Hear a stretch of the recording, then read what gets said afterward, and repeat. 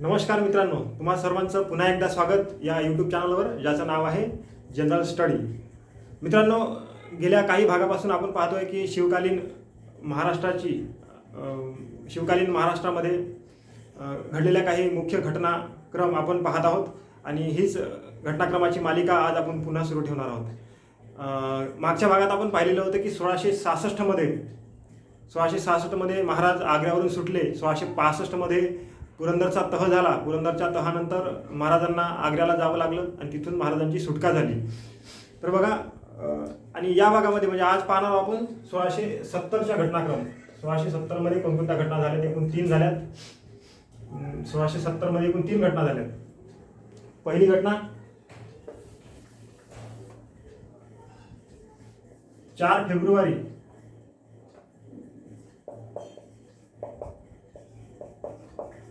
February 1670मध्ये कोंढाण्याची लढाई.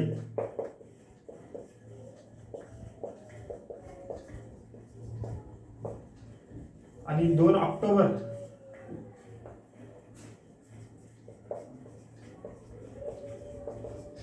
1670ला आहे सुरतेची दुसरी लूट.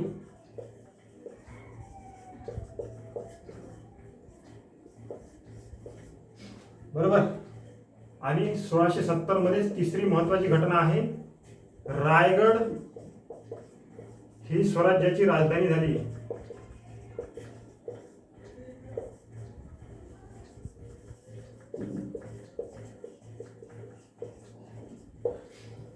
तर ह्या घटना आज आपण पाहणार आहोत. थोडंसं मागच्या भागावर लक्ष देतोय मी. मागच्या भागात पाहिलंय की 1665मध्ये पुरंदरचा तह झाला. जरा स्क्रीनशॉट घेऊन लिहून ठेवा. बघा, पुरंदरच्या तहामध्ये एकूण 35 किल्ल्यांपैकी 23 किल्ले जे आहेत ते मुघलांना देण्यात आले. त्या 23 किल्ल्यांमध्ये कोणकोणते महत्वाचे किल्ले होते ते मी तुम्हाला लिहून देतोय. मागच्या वेळेला जो नकाशा काढलेला होता त्या नकाशामध्ये काही महत्वाचे किल्ले मी दर्शवलेले होते. त्यापैकीच काही किल्ले जे आहेत ते इथे लिहून देतोय.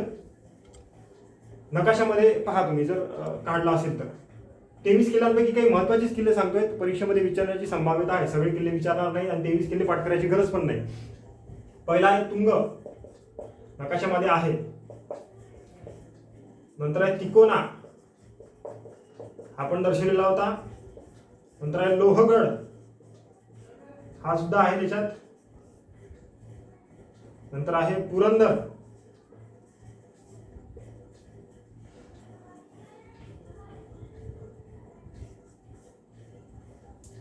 नंतर आहे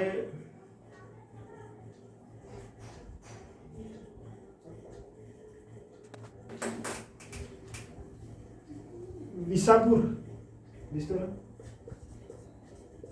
विसापूरचा किल्ला आहे. नळदुर्ग,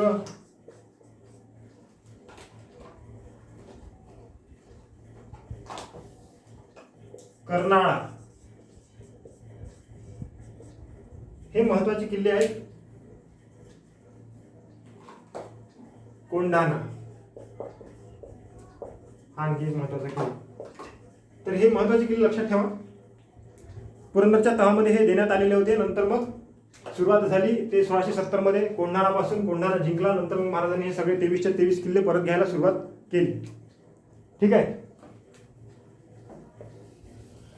त्यानंतर महाराज जेव्हा आग्र्यावरून सुटले 20 नोव्हेंबर 1666मध्ये राजगडा राजधानी परत आले वेषांतर करून.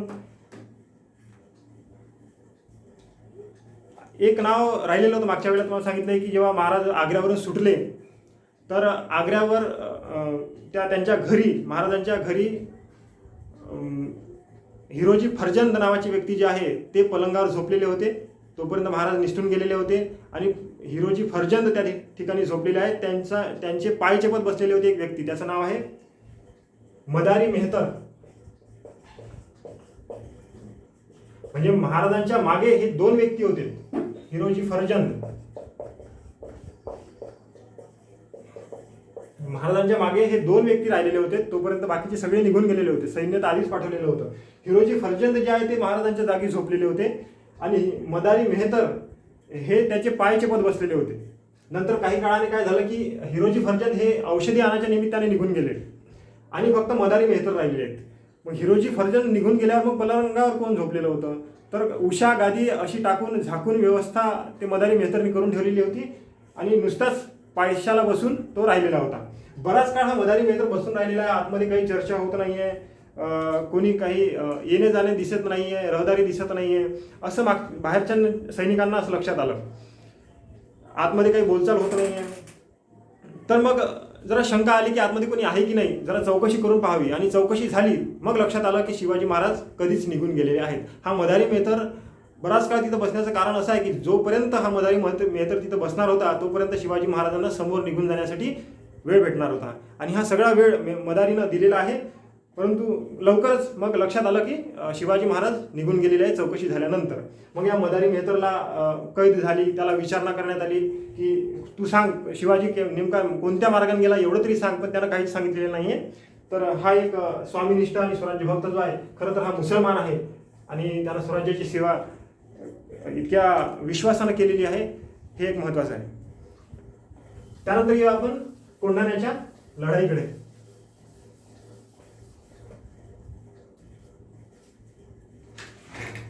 4 फेब्रुवारीला 1670 मध्ये कोंढाण्याची लढाई झाली. काय झालंय की महाराज परत आल्यानंतर 1666ला महाराज परत आल्यानंतर बघा 23 किल्ले तर दिलेले होतेच, राहिले फक्त 12 किल्ले.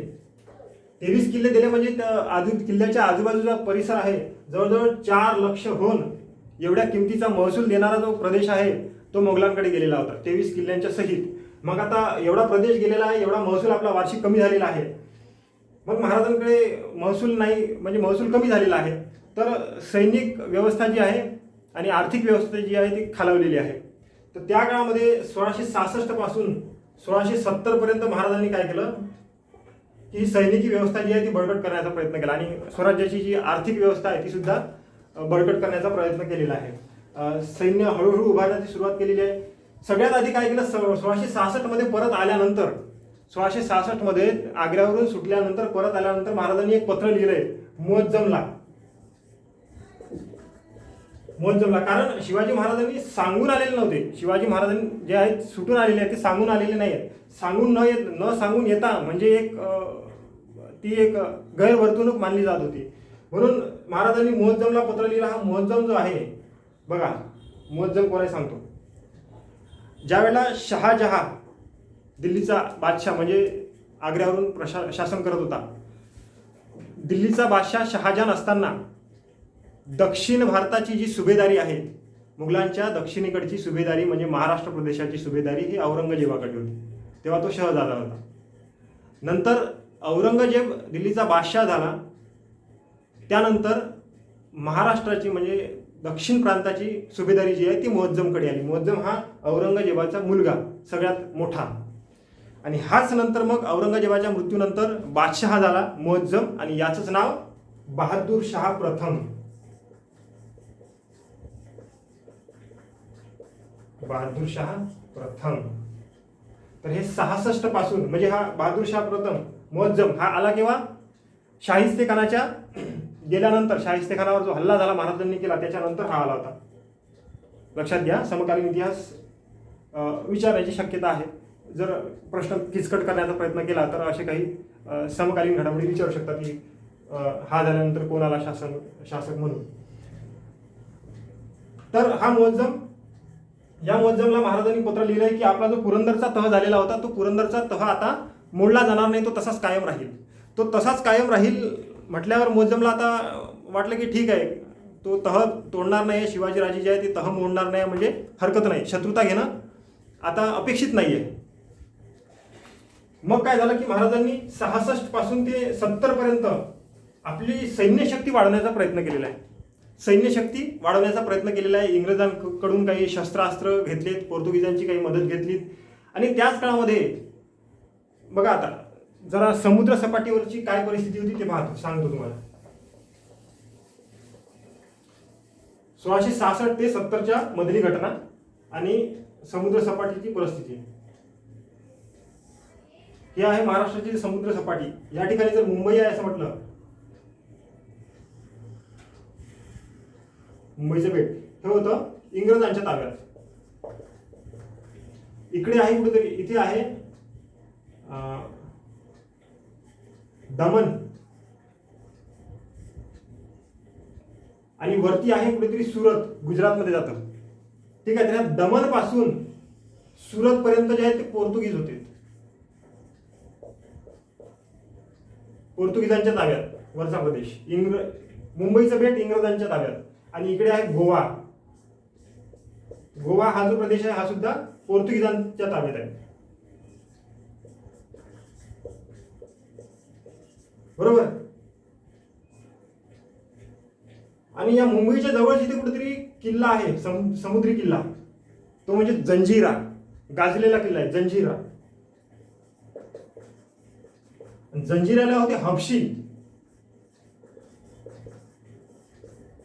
म्हणजेच त्यांना सिद्धी पण म्हणतात. हबशी किंवा सिद्धी. हबशी म्हणजे हे आफ्रिकेतले होते, आफ्रिकेतल्या लोकांना हबशी म्हणतात. ठीक आहे. तर हे सिद्धी होते. मग हे सिद्धी दोन नाव आहेत त्यांचे, दोन भाऊ, सिद्धी कासम खान आणि खैरत खान. सिद्धी खैरत खान असे दोन भाऊ होते. हे काय करायचे, जंजिऱ्यावरून किल्ल्यावरून बाहेर निघायचे आणि ह्या समुद्र सपाटीतल्या कोकणातील लोकांना, समुद्र सपाटीच्या लोकांना खूप त्रास द्यायचे. लुटालूट करणे, महिलांना पळवून नेणे, असे प्रकार त्यांनी चालू केलेले होते. म्हणजे यथेच्छ तिथं धुमाकूळ माजवलेला होता. ही गोष्ट महाराजांना नेमकी कळाली राजगडावरती, राजधानीत, की जंजिऱ्याची जी सिद्धी आहेत ते समुद्र सपाटीवरील लोकांना खूप त्रास देत आहेत, त्यांचा बंदोबस्त केला पाहिजे. महाराज 66च्या 70च्या दरम्यानला काळ आहे बघा. त्यावेळेला महाराज शांत होते. कोणतीही युद्ध मोहीम नाही, कारण युद्ध मोहिमेसाठी आपल्याकडे सैन्य पण नाही आणि सैन्य पोसायला संपत्ती पण नाही. 23 किल्ले गेले आहेत, त्यानंतर 4 लाखांचा होरांचा प्रदेश पण गेलेला आहे. सैन्य पोचणं जवळजवळ अवघड झालेलं आहे. म्हणून महाराजांनी काय केलं, आता 1666 पासून ते 1670 पर्यंत ह्या समुद्र सपाटीकडे लक्ष पुरवलं आहे. पोर्तुगीज सुद्धा आजूबाजूच्या प्रदेशांना त्रास देत होते, त्यांच्यावरही वचक बसवली. नंतर ह्या जंजिरेच्या सिद्धीवर महाराजांनी डोळा ठेवला आणि त्यांनाही वचक बसवण्यासाठी काही योजना आखल्यात, त्या मोहिमा काढल्यात. असं म्हणतात की शिवाजी महाराजांनी एकूण 9 वेळा जंजिऱ्याच्या सिद्धीवर आक्रमण केलेलं आहे. हा किल्ला जो आहे तो अतिशय भयानक आणि अभेद्य आहे. समुद्री किल्ला असल्यामुळं तो शिवाजी महाराजांना जिंकता आला नाही. शिवाजी महाराजांच्या आयुष्यातलं सगळ्यात मोठं अपयश हेच आहे की जंजिरा किल्ला महाराजांना जिंकता आला नाही. परंतु जंजिऱ्याची जी सिद्धी होते त्या सिद्धीवर वचक बसवला महाराजांनी जबर, की एकदा असा वचक बसवला की ती वर्षभर बाहेर निघायची नाहीत. परंतु नंतरच्या काळामध्ये जेव्हा छत्रपती संभाजी महाराज गादीवर आलेत, संभाजी महाराज गादीवर आल्यानंतर पहिल्याच दणक्यामध्ये सिद्धीचे जो किल्ल्याचा जो बुरुज आहे तो उडवलेला आहे. म्हणजे काय केलं, आता संभाजी महाराजांचा इतिहास जो आहे तो अतिशय चित्तथरारक आणि जरा आगळा वेगळा आहे. संभाजी महाराज म्हटल्यावर गिनीज वर्ल्ड बुक ऑफ रेकॉर्डमध्ये त्यांचं नाव आहे. आश्चर्याची गोष्ट बघा, गिनीज वर्ल्ड बुक ऑफ रेकॉर्डमध्ये नाव आहे. कमी वयात, कमी वेळात 140 पेक्षा जास्त युद्ध करणारा राजा म्हणजे छत्रपती संभाजी महाराज. म्हणजे दिवसाला 2 प्रसंग युद्धाचे घडवून आणले असतील असा अंदाज. सकाळला एकीकडे छापा तर संध्याकाळी दुसरीकडे कुठे छापा पडेल याचा भरोसा मोगलांना सुद्धा नसायचा. म्हणजे इतके झंझावत नेतृत्व त्यांचं होतं. तर त्यांनी पहिल्याच तडाख्यामध्ये जंजिऱ्याला उद्ध्वस्त केलेलं आहे. महाराजांनी काय केलं, संभाजी महाराजांनी जंजिऱ्यापर्यंत सेतू बांधलेला आहे, पूल दगडांचा. तर तो महाराजांचा जेव्हा इतिहास घेऊ तेव्हा बघू संभाजी महाराजांचा. यावेळेला काय केलं, 66 ते 70च्या दरम्यामध्ये महाराजांनी किनारपट्टीवर व्यवस्था लावून घेतली शत्रूंची, म्हणजे शत्रू कोकणातल्या लोकांना त्रास देऊ नयेत. ह्या जंजिऱ्याच्या सिद्धीवर महाराजांनी वचक बसवलेला आहे, आक्रमण करण्याचा प्रयत्न केला आहे. जिंकता आलेला नाही, पण आक्रमण करून त्या सिद्धीला शांत केलेलं आहे आणि ताब्यात ठेवलेलं आहे. नंतर काय केलं महाराजांनी,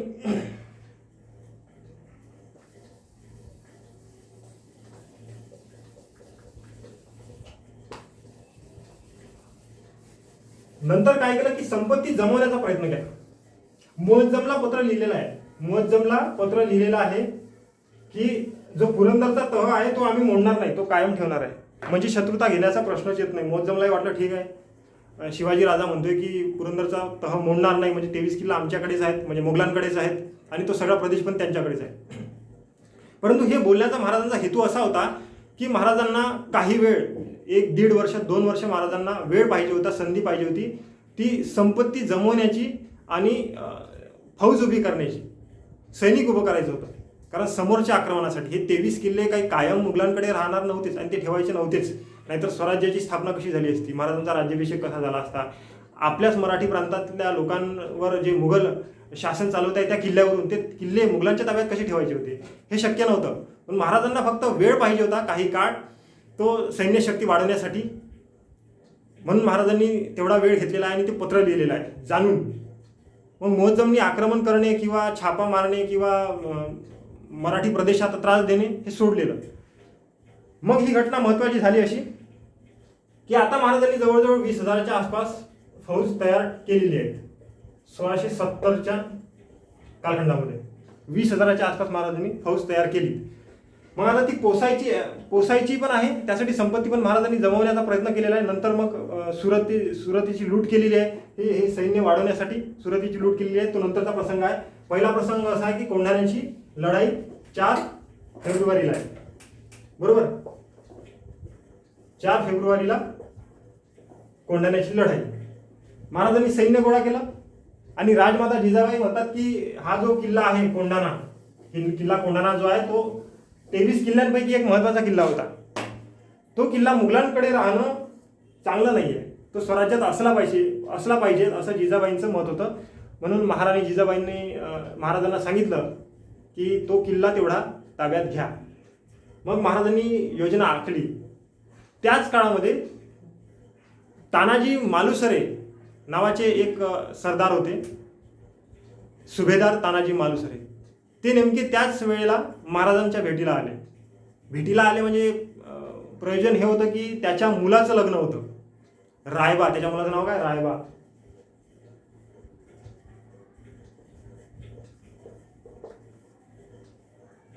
तर त्याच्या मुलाच्या लग्नाचं निमंत्रण देण्यासाठी तो महाराजांकडे आलेला होता आणि महाराजांना निमंत्रण दिलं. सोबत कोण आलेलं होतं? शेलार मामा.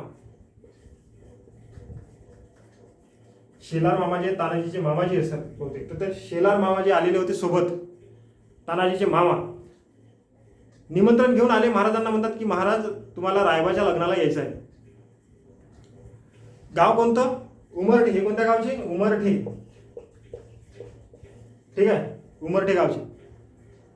तर महाराजांना निमंत्रण दिलं. महाराज म्हणतात की आम्हाला लग्नाला येणं शक्य नाही, कारण आम्ही एक मोहीम आखण्याचा प्रयत्न करतोय, एका मोहिमेचा विचार करतोय. आणि मग तानाजी म्हणतात की महाराज तुम्हाला प्रत्यक्ष जायची गरज नाही, जोपर्यंत तानाजी मालुसरे जिवंत आहेत तोपर्यंत तुम्हाला कोणती मोहीम हाती घेणं हे शोभत नाही, मग आमचं काय काम.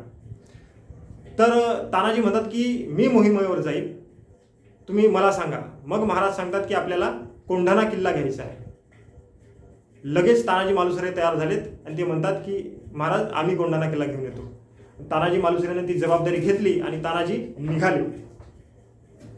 बघा आता यामध्ये बरेच मतभेद आणि गैरसमज आहेत की नुसते 60 मावळे घेऊन तानाजी मालुसरे कोंढाण्यावर गेलेले आहेत असं म्हणतात. परंतु ते 60 मावळे जे आहेत ते लेखी मला वाचनामध्ये आलेले नाहीत. ते जवळजवळ 800 लोक होते. रात्रीच्या वेळा हल्ला चढवलेला होता कोंढाण्यावरती. शालेय पुस्तकामध्ये 800 असा उल्लेख आहे. म्हणजे 500 जवळजवळ 500 जे आहे ते तानाजीच्या सोबत आणि सोबत त्या कोंढाणा किल्ल्याच्या स्वारीवर सोबत तानाजीचे भाऊ सुद्धा होते. त्यांच्याकडे 300 सैन्य जवळजवळ. त्या तानाजीच्या भाऊचं नाव होतं सूर्याजी मालुसरे. तानाजी मालुसरेचे भाऊ. तर हे 800 लोक होते असं म्हणतात. हे 60 वगैरे नव्हते, नसायला पाहिजे असं मला वाटते. रात्रीच्या वेळेला हल्ला चढवलेला आहे. आता गैरसमज हे कोणते होते काय होते तुम्हाला सांगतो होता मी. इथे बराच घोळ आहे इतिहासामध्ये. अनेक इतिहासकारांना वेगवेगळे सांगितलेलं आहे आणि ते जे एकाकडून दुसरीकडे ट्रान्सफर झालेला इतिहास तो सुद्धा चुकीच्याच पद्धतीने चाललेला आहे. बघा काय झालंय. तानाजीने जबाबदारी स्वीकारलेली आहे. तानाजी निघालेली आहे जवळजवळ 800 सैनिक घेऊन. रात्रीच्या वेळेला हल्ला चढवलेला आहे. आता काही इतिहासकारांनी असं लिहिलेलं आहे पुस्तकामध्ये की एका घोरपडीच्या सहाय्याने बरं, हे तानाजी मालुसरे कोणत्या गावचे, प्रश्न विचारणारच याच्या आधी पण विचारलेला आहे. तानाजी मालुसरे कोणत्या गावचे होते? ते होते उमरठे गावचे. मी सांगितले ना, उमरठे गावचे. परंतु त्यांचा जन्म जर विचारला तर जन्म त्यांचा उमरठेला नाही झालेला आहे. ठीक आहे, त्यांचा जन्म झालेला आहे गोडवली गावचा त्यांचा जन्म आहे. लक्षात ठेवा, हे उमरठे त्यांचं मामाजीचं गाव होतं. मामा इथे राहत होते, शेलार मामा शेलार. हे शेलार मामाचं गाव होतं, तिथं ते राहत होते. बराच काळ ते तिथे राहिले. परंतु त्यांचा जन्म जे आहे तानाजीचा तो गोडवलीचा आहे, सातारा जिल्ह्यामध्ये येतो. लक्षात ठेवा, संभाव्य प्रश्न आहे. बरोबर. मग हे उमरठेला कशासाठी गेले होते? महाराजांनी त्या तानाजी मालुसरेला एक जबाबदारी दिलेली होती. तानाजी मालुसरेला जबाबदारी दिलेली होती की कोकण प्रदेशामध्ये, किनारपट्टीच्या कोकण प्रदेशामध्ये काही दगलखोर जे आहेत, दंगल घडवून आणणाऱ्या काही टोळ्या होत्या, माजलेल्या होत्या त्या खूपच. पूर्वीला जसे ते पुंड पालिकर वगैरे टोळ्या करून राहायचे, तसेच ते दंगलखोर काही टोळे होते कोकणामध्ये. त्यांचा बंदोबस्त करण्यासाठी तानाजीला मालुसरेला उमरठे म्हणजे त्या कोकणाच्या प्रदेशामध्ये बंदोबस्त ठेवण्यासाठी पाठवलेलं होतं. मग ते उमरठे गावाला राहू लागले. खूप वेळ त्यांनी उमरठे गावाला घालवलेला आहे. म्हणून म्हणतात की तानाजी मालुसरे जे आहे ते उमरठे गावचे होते. ते उमरठे गावचेच होते. तिथे बराच वेळ त्यांनी घालवलेला आहे. परंतु त्यांचा जन्म जो आहे तो गोडवली गावचा आहे. लक्षात ठेवायचं. ठीक आहे.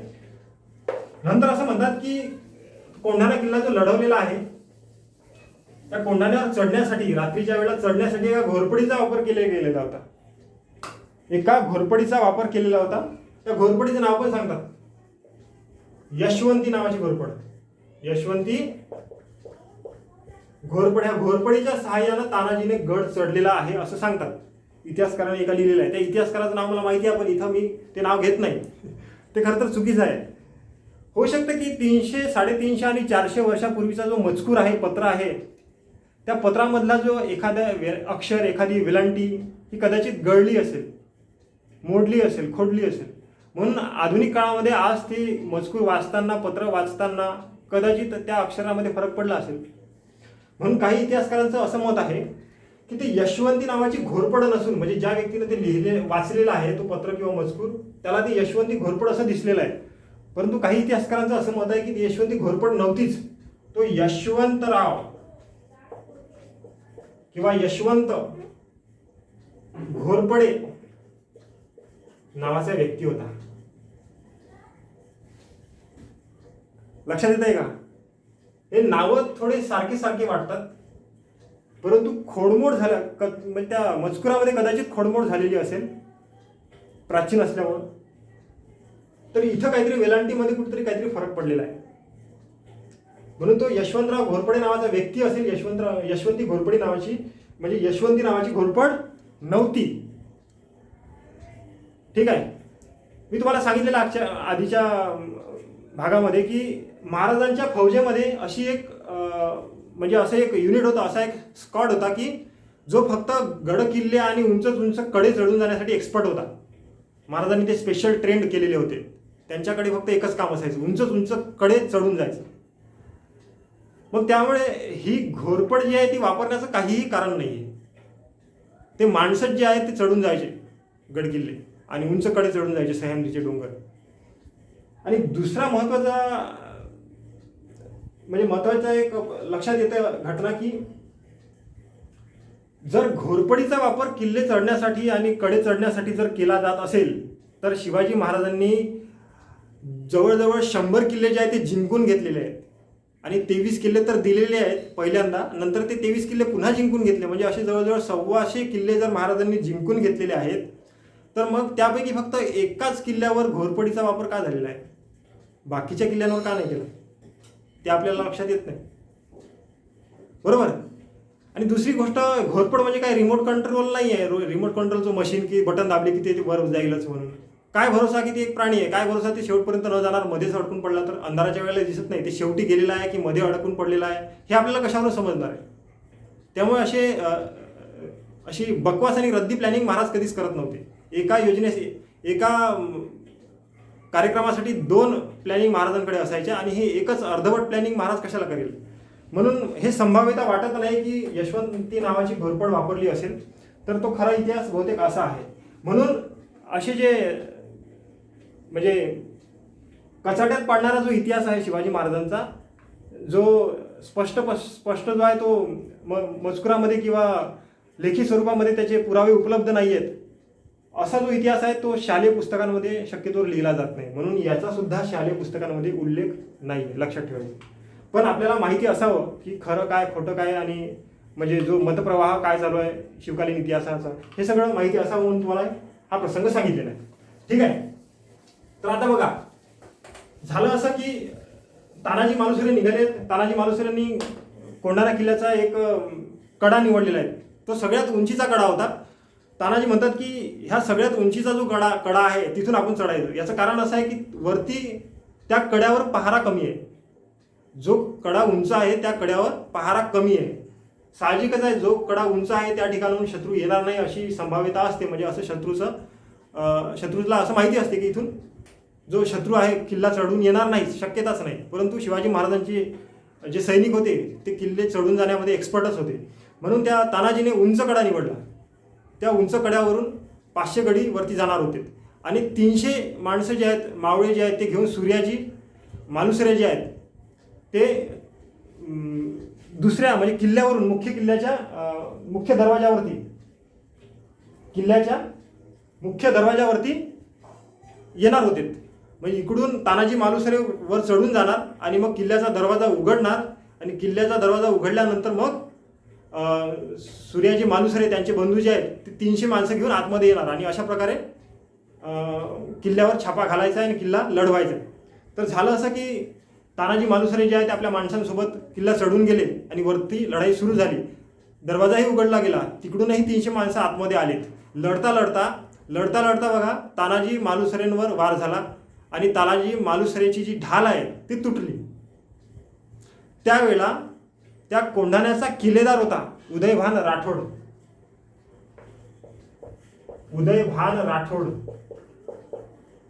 हा राजपूत होता, लक्षात ठेवायचं. उदयभान राठोड. कोंढाण्याच्या लढाईच्या वेळेला किल्लेदार कोण होता? उदयभान राठोड. तर या उदयभान राठोडची आणि तानाजी मालुसरेंची चकमक झाली, एकमेकांच्या समोर आले आणि एक उदयभानचा जो वार जोराचा आहे तानाजीच्या ढालीवर पडला आणि ढाल जी आहे ती तुटली. आणि नंतर तानाजीकडे ढाल नसल्यामुळं तानाजीनं आपला मस्तकाचा फेटा सोडला, शेला ज्याला म्हणतात, आणि तो आपल्या हातावर बांधून घेतला आणि त्या हातावर तलवारीचे वार झेलायला सुरुवात केली. म्हणजे बघा तो माणूस किती काटक असेल, किती योद्धा आणि लढवय्या असेल तो. पण शेवटी काय झालं की लढता लढता तानाजी मालुसरेंना खूप जास्त इजा झाली आणि ते जमिनीवर पडले, त्यांचा मृत्यू झाला. जसे सुभेदार तानाजी मालुसरे पडले आणि ही बातमी जेव्हा मराठी सैनिकांमध्ये पसरली तेव्हा सगळं सैन्य जे आहे ते निघून जायला सुरुवात झाली, ते पसार व्हायला सुरुवात झाली. आणि मग सूर्याजी मालुसरे सगळ्यांना अडवतात आणि म्हणतात की तुमचा मालक इथे मरून पडलेला आहे आणि तुम्ही कसे पळून जाताय? पळून जाऊ नका. ज्या कड्यावरून तुम्ही खाली उतरणार आहेत त्या कड्याचा दोर जो आहे तो कापून टाकलेला आहे, त्यामुळे तुम्हाला आता खाली जाता येणार नाही. एकतर तुमच्याकडे पर्याय हाच आहे, एकतर लढा किंवा मरा. मग आता हे दोनच ऑप्शन आहे, तर मग काय करायचं? लढून एकतर मरायचं, नाहीतर मग किल्ला जिंकायचा. तर सगळे मावळे जे आहे ते परत आले आणि पुन्हा झुंज सुरू झाली. किल्ल्यावर असलेल्या सगळ्या सैनिकांना कापून काढलं आणि अशा प्रकारे जो आहे तो कोंढाणा किल्ला जिंकून घेतला. पण तानाजी मालुसरेचा मात्र मृत्यू झालेला होता.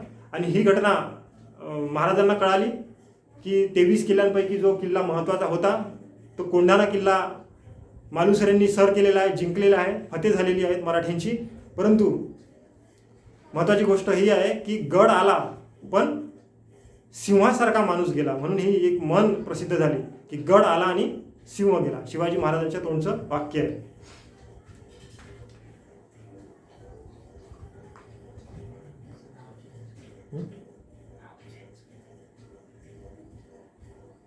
बघा तानाजी मालुसरेंच्या मृत्यूनंतर त्या किल्ल्याचं नाव सिंहगड असं ठेवण्यात आलं. बघा कोंढाणा म्हणजे सिंहगड. आत्ताच हे शालेय पुस्तकांमध्ये पण असं म्हणतात की गड आला पण सिंह गेला. तानाजी मालुसरेंच्या मृत्यूनंतर नाव सिंहगड पडलेलं आहे असं शालेय पुस्तकांमध्ये पण आहे.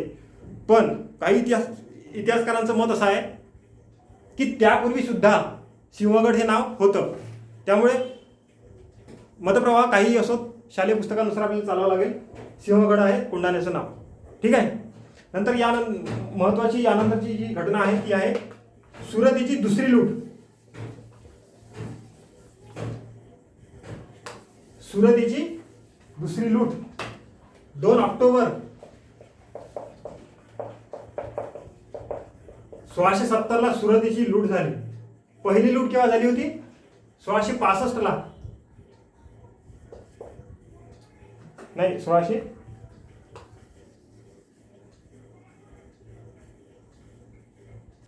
ठीक आहे 1664 पहिली लूट आहे. खरं तर ही नुसती लूट नव्हती. पहिली लूट आणि दुसरी लूट ही नुसती सुरतेची लूट नव्हती, तर ही एक जनकल्याणाची योजना होती असंही म्हणता येईल. याचं कारण असं, जेव्हा महाराजांनी लूट केलेली आहे तर त्या लुटीमध्ये नुसती धनसंपत्ती ही बळकावून आणलेली नाही आहे. ज्या गोष्टी, ज्या वस्तू ज्या आहेत महाराजांना आणता आल्या नाहीत किंवा त्या आणणं गरजेच्याही नव्हत्या परंतु लुटीमध्ये मिळालेल्या होत्या, त्या महाराजांनी तिथल्या सुरतेच्या लोकांना, गोरगरिबांना त्या वाटून दिलेल्या आहेत.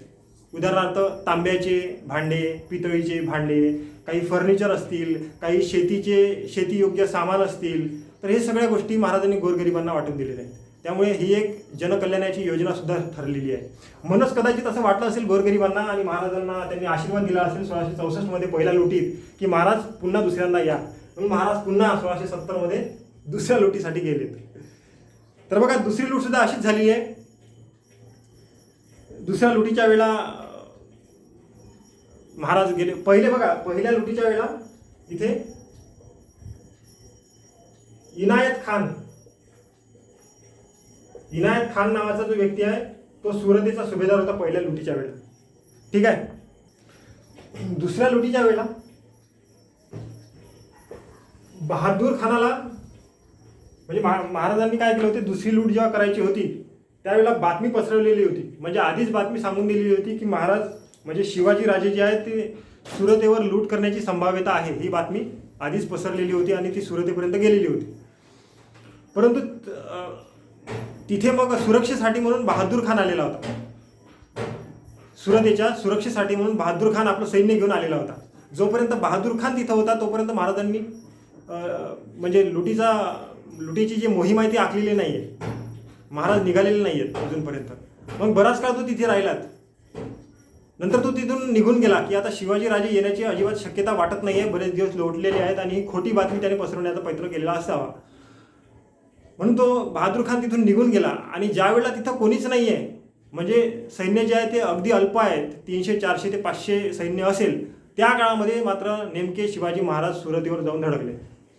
सुरतपासून 20 किलोमीटरच्या म्हणजे 20 मैलाच्या आसपास बाहेर थांबलेले होते. तिथून तिथल्या अधिकाऱ्याला, सुरतेच्या अधिकाऱ्याला पत्र पाठवले की आम्हाला खंडणी पाहिजे आहेत. म्हणून त्यानं खंडणी देण्याचं मान्य केलेलं नाही आणि तो किल्ल्यामध्ये सुरतेच्या लपून बसलेला आहे. मग महाराजांनी मात्र सुरतेवर छापा घातला. यथेच्छ 3 तारखेपासून 5 तारखेपर्यंत, 2 तारखेला महाराज सुरतेच्या बाहेर थांबलेले होते. 3 ते 5 तारखेपर्यंत यथेच्छ लूट झाली. भरपूर संपत्ती सापडली. परंतु लूट करत असताना महाराजांनी तेच नियम पाळलेले आहेत जे पहिल्या लुटीमध्ये पाळलेले होते की विनाकारण लोकांना मारायचं नाही, निरर्थक लोकांना मारायचं नाही, हिंसा करायची नाही, मंदिर मस्जिदांना हात घालायचं नाही, महिलांना हात घालायचं नाही आणि लुटालूट फक्त म्हणजे व्यापाराची, पैशाचीच करायची. व्यापाऱ्यांची, जे सावकार आहेत त्यांना लुटायचं. मग बघा इथे इंग्रज खूप हुशार होते. ज्यावेळेला पहिली लूट झाली आणि दुसऱ्या लुटीची बातमी आलेली होती त्यावेळेला दुसऱ्या लुटीच्या वेळेला इंग्रजांनी काय केलं की आपली वखार जी आहे सुरतेमध्ये होती, त्यांची वखार, व्यापारी वखार जी आहे ती सुरतेत होती, तिथून त्यांनी काढून घेतली आणि ती मुंबईला नेऊन ठेवली. त्यांनी हुशारी केली मात्र इंग्रजांनी, ते हुशार होतेच. तर या नियम आणि अटींच्या आधारे महाराजांनी दुसरी लूट पण केलेली आहे. शांततेने लूट झाली आणि एक जनकल्याणाचं कार्यसुद्धा केलं. जे काय गोरगरिबांना वाटायचं होतं ते महाराजांनी वाटून दिलेलं आहे. ठीक आहे. याच प्रसंगात दुसऱ्या लुटीच्या प्रसंगात काय झालं की महाराज 20,000ची फौज घेऊन सुरतेमध्ये गेलेत, पण परतीच्या वेळेला संभाव्यता होती की बहादूर खान तो परत येईल आणि आपली वाट रोखेल. म्हणून महाराजांनी काय केली की सैन्याच्या 2 फळ्या केल्यात. 15,000चं सैन्य समोर पाठवलं आणि 5,000चं सैन्य जे आहे ते मागं ठेवलं. लूट जी आहे ती मागच्या सैन्याकडे होती आणि समोरचं सैन्य गेलंय ते फक्त जर कोणी मार्गात वाटेत आलंय रोखण्यासाठी तर त्यांच्यासोबत लढण्यासाठी म्हणून. म्हणजे खजिना त्यांच्या कॉन्टॅक्टमध्ये येणार नाहीत आणि महाराज सुद्धा मागच आहेत. ठीक आहे. मग झालं असं की यावेळेला लूट घेऊन जात असताना महाराजांनी ह्या लुटीची व्यवस्था लावण्यासाठी गोदाजी नारो एका व्यक्तीचं नाव येते, गोदाजी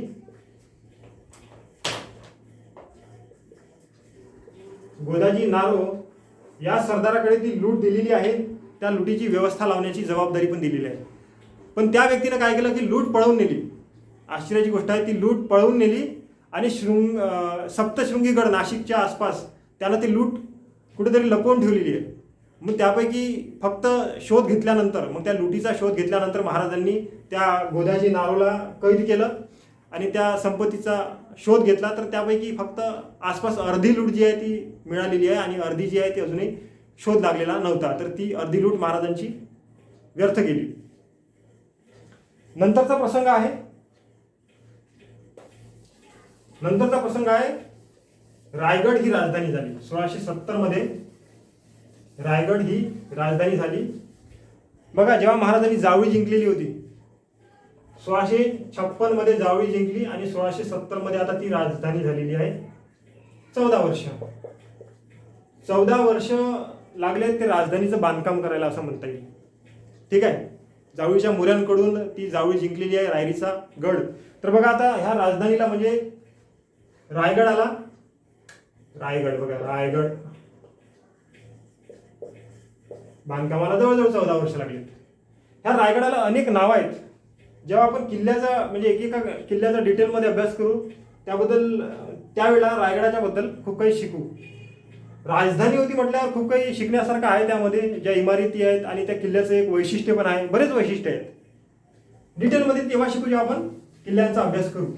किल्ल्यांचा अभ्यास सुद्धा म्हणजे त्यातलं तंत्र कसं होतं, शास्त्र कसं होतं, बांधणीचं शास्त्र कसं होतं, पाणी मुरवण्याचं शास्त्र कसं होतं, कोणकोणते झाडं जे आहे ते किल्ल्यावर लावले जात होते आणि शत्रूपासून संरक्षणासाठी किल्ल्याचं बांधकाम कसं केलं जात होतं, कोणती पद्धत वापरली जात होती, त्यावेळेला सळाखी वापरल्या जात नव्हत्या, मग छतं कसे निर्माण केले जात असतील. तर ह्या सगळ्या गोष्टी त्यानंतर शिकूत. बघा, महत्वाची गोष्ट आहे की रायगड जे आहे ना, रायगडाला अनेक नावं आहेत.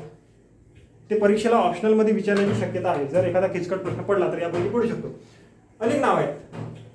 तर ते कोणते कोणते आहेत? रायगिरी, रायरी,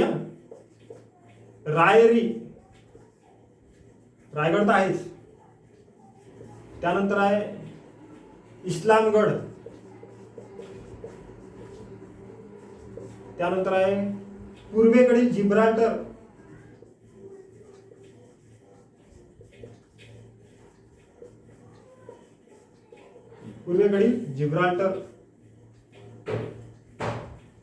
त्यानंतर तनस असंही म्हणतात. म्हणजे खूप प्राचीन नाव आहे त्याचं, तनस. त्यानंतर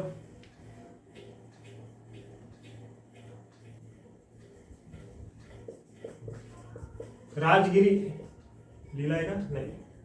राजगिरी, जम्बूद्वीप,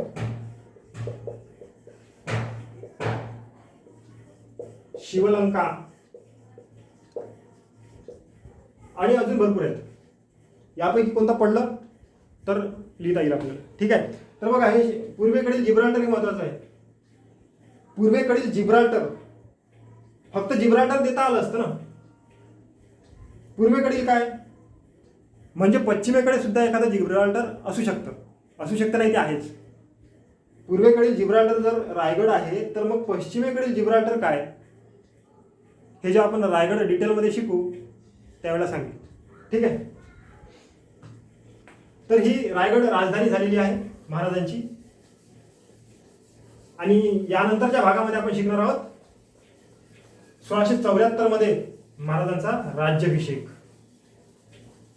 1674 मध्ये महाराजांचा राज्याभिषेक. 1647 पासून म्हणजे पहिला किल्ला तोरणा ते 1674 किती वर्ष होतात? 27 वर्ष. 27 वर्षाचा संघर्ष महाराजांचा आजपर्यंत म्हणजे पुढच्या भागापर्यंत आपण पाहणार आहोत. 27 वर्षामध्ये महाराजांनी हे सगळ्या घटनाक्रम याला तोंड दिलेलं आहे.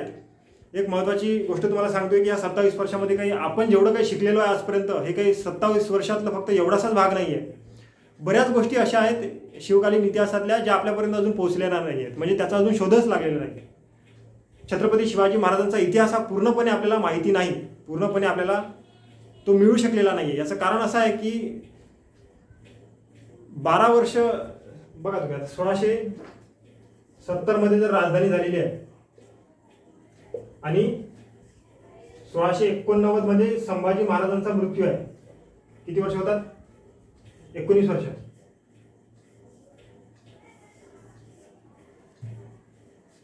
सोळाशे 70 ते 1689 मध्ये 19 वर्ष या कालखंडामध्ये रायगडावर जे काही कामकाज झालेलं आहे, ज्या काही घडामोडी झालेल्या आहेत, राज्यकारभाराशी संबंधित असेल, सैनिकी प्रशासन असेल, कोणतेही असो, त्या काळामध्ये रायगडावरून जे काही कामकाज झालेलं आहे, कारभार झालेला आहे, तो लेखी स्वरूपातला जो कारभार होता तो संभाजी महाराजांच्या मृत्यूनंतर जेव्हा रायगड मुघलांनी जिंकून घेतला आहे तेव्हा त्या ठिकाणी असलेला जो जमा खर्च होता ते संपूर्ण पत्र, वह्या, कागद संपूर्ण जाळून टाकण्यात आले. म्हणजे तो 19 वर्षाचा संपूर्ण इतिहास जो आहे तो आपल्याला माहिती नाही, तो संपूर्ण जळलेला आहे. म्हणून बऱ्याच गोष्टी बाहेर पडलेल्या नाहीत आणि शिवकालीन महाराष्ट्र पूर्णपणे आपण समजून घेऊ शकत नाही. तर हे दुर्दैव आहे आपलं. शत्रूच्या हाती किल्ला लागल्यामुळं तिथली जी सगळी व्यवस्था आहे, प्रशासन व्यवस्था, त्याबाबतचा आपल्याला इतिहास तेवढासा माहिती नाही. म्हणून ज्या काही गोष्टी आपल्याला माहिती आहे त्यातूनच आपल्याला असं लक्षात येते की एक छत्रपती शिवाजी महाराजांच्या रूपानं या युगामध्ये एक युगपुरुष, एक आदर्श व्यक्तिमत्व आपल्याला लाभलेलं आहे, ते दिसलेलं आहे. खरोखर एक छत्रपती शिवाजी महाराज म्हणजे एक आदर्श युवक आहे. स्वामी विवेकानंदांनी जी आदर्श व्यक्तीची व्याख्या करताना 26 गुणतत्व सांगितलेले होते ते जवळजवळ शिवाजी महाराजांमध्ये आढळतात असं मला वाटते. ते 26 गुणतत्व असे की ज्याच्या चेहऱ्यावर तेज आहे, देहामध्ये शक्ती आहे, मनामध्ये उत्साह आहे, बुद्धीमध्ये विवेक आहे, हृदयामध्ये करुणा आहे, मातृभूमीवर प्रेम आहे, मन ज्याचं स्थिर आहे, आत्मविश्वास दृढ आहे, इच्छाशक्ती प्रबळ आहे, धाडसाचं बळ आहे, सिंहासारखा निर्भय आहे, ध्येय ज्याचं उच्च आहे, सत्य ज्याचा ईश्वर आहे, व्यसनापासून मुक्त आहे, जीवनामध्ये शिस्त आहे, प्रेमळ ज्याचा सूर आहे, मानवता हेच कुळ आहे, गुरुजनांचा आदर आहे, पालकांवरती श्रद्धा आहे, दिनदुबळ्याचा मित्र आहे, सेवेसाठी तत्पर आहे, जीवनामध्ये शिस्त आहे, मातृभूमीवर प्रेम आहे, देवावरती भक्ती आहे. तर हे सगळे गुणतत्व जो म्हणजे हाच एक आदर्श युवक आहे. तर असे गुणतत्व शिवाजी महाराजांच्या मध्ये सगळे आढळतात. म्हणून आपण म्हणता येईल की एक युगपुरुष, एक आदर्श युवक होऊन गेलेला आहे. तर मित्रांनो, भेटूया पुढच्या भागामध्ये. पुढच्या भागामध्ये आपण पाहणार आहोत शिवराज्याभिषेक. तोपर्यंत नमस्कार.